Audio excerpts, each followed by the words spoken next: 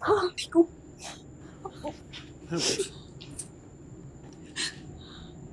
तो ये क्या हुआ है? भलाई का अवार्ड है बेटा, और कुछ नहीं। वो तो हमें घर से निकलने नहीं दे रहे थे, पत्थर बरसा रहे थे हम पर। सॉरी, मेरी वजह से आप दोनों।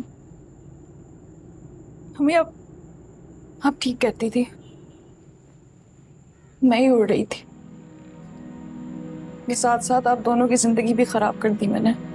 कितना समझाती रहती थी तुम्हें कि मत करो ऐसा। तुम अभी इस दुनिया को नहीं समझती हो। हम जिनके साथ नेकी करते वही लोग हमें बेवकूफ समझने लगते। नेकी नहीं, शायद अपने गुरूर को नेकी समझ बैठी थी मैं, इसलिए खुदा ने मुझे ये सजा। अभी मुझे सच सच बताओ, नहीं तुमने तो पीर सुभान को। अब तो ये सवाल इतनी दफा सुन चुकी हूँ कि लगता है कि सब सच बोल रहा हूँ, मैं ही झूठी हूँ। नहीं बेटा, नहीं। मेरी सुनाई हुई दरवेश की कहानी याद है तुम्हें, जिसमें वो एक बिच्छू को डूबने से बचाता है और बिच्छू बार बार उसे डस लेता है। बिच्छू की फितरत में डसना होता है, लेकिन मेरी फितरत है नेकी और हमदर्दी। जब वो अपनी फितरत नहीं छोड़ते, तुम भी अपनी फितरत मत बदलो। लड़ो, सच के लिए लड़ो, अपने हक के लिए लड़ो। मुझे यकीन है तुम पर, खुदा तुम्हारे साथ है, हम सब तुम्हारे साथ हैं।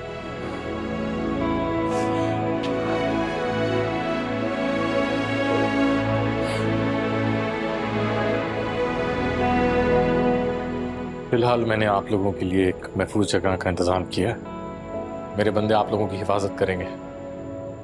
मैं भी आता जाता रहूंगा। डॉक्टर ताबीर, आपने परेशान नहीं होना। B strong. आपका बहुत बहुत शुक्रिया साहब। देखा बेटा, मैं ना कहता था, जब इंसान नेकी और सच्चाई के रास्ते पर चलता है तो खुदा उसकी जिंदगी में ऐसे फरिश्ता सिफत लोगों को भेज देता है।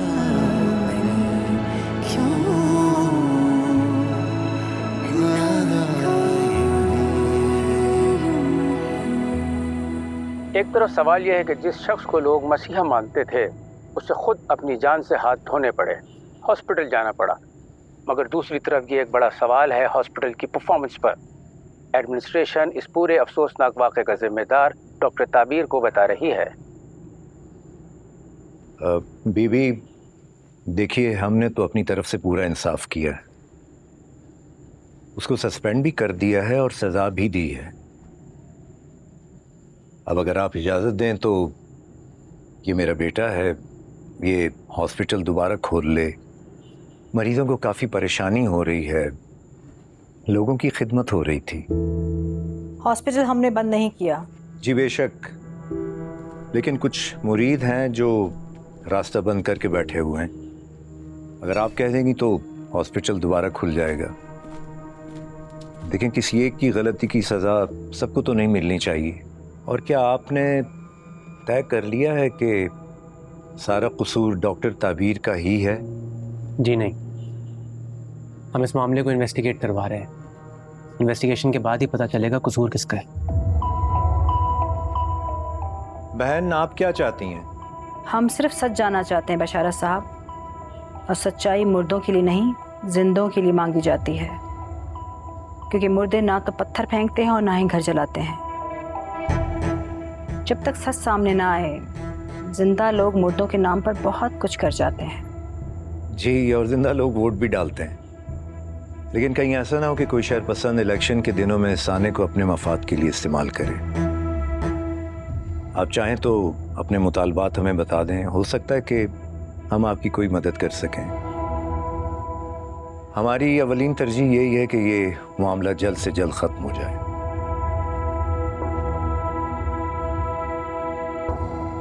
अब मैं इजाज़त चाहूँगा। आजा बहुत जल्दी में है। जी हाँ, मेरे लायक कोई खिदमत हो तो आप मुझे फ़ोन कर लीजिएगा। कमर, इन्हें बाहर तक रुखसत करके आओ। आइए।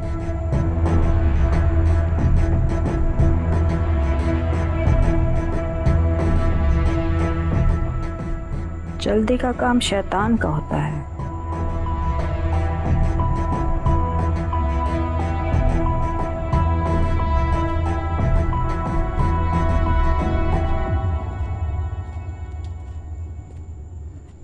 वो आप क्या चाहती हैं? अगर हम ये कह दें कि पीर साहब की मौत गैर तबई थी तो फिर एक इन्वेस्टिगेशन शुरू हो जाएगी।